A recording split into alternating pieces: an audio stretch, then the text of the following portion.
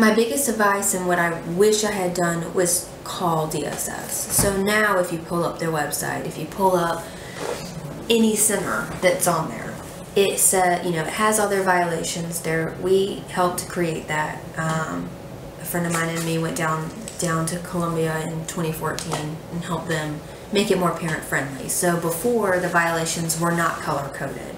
Now they are, which I think is great, because you see red or you see green and you're like, okay, staff records is not that big of a deal. You know, it's just not having a paperwork in their computer system, you know, not having it in the folder they're supposed to have it, versus out of ratio, which is, you know, it can be as simple as a teacher went to the bathroom and the, you know, floater teacher hadn't gotten there yet and DSS happens to walk by, and it could be that, or it could be almost 4 times the legal limit of what you're supposed to have. Mm-hmm. There are centers, registered centers out there that are like Pam's was still. Yeah, still. Right? Around here, yeah.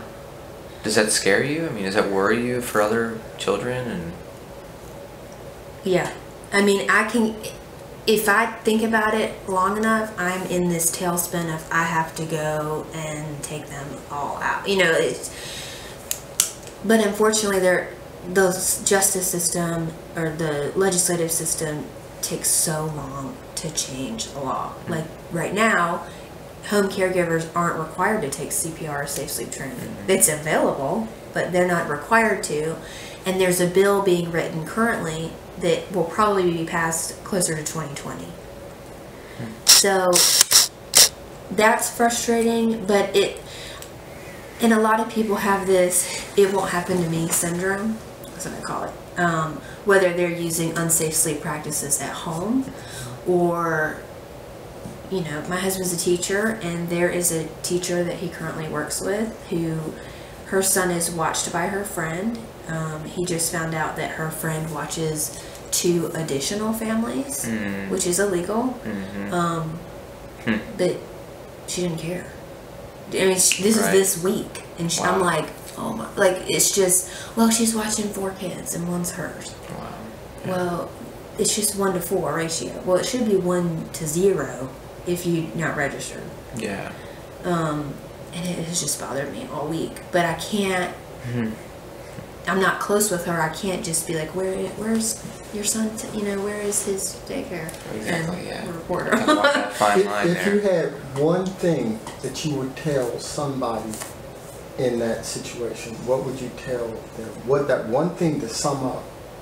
I'm gonna cut this off after you do that one thing. I think that our situation is not defined by how much money we make, where we're located, you know, how you grow up. Death doesn't care about that. It can happen to anybody, and it can happen to the person that has been going to a center for 10 years.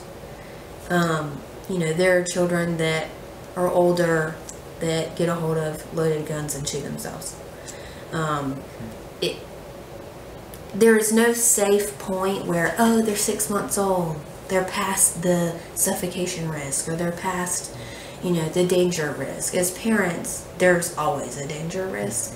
But, you know, the one thing for parents to know is you have to constantly don't slack off after 6 months.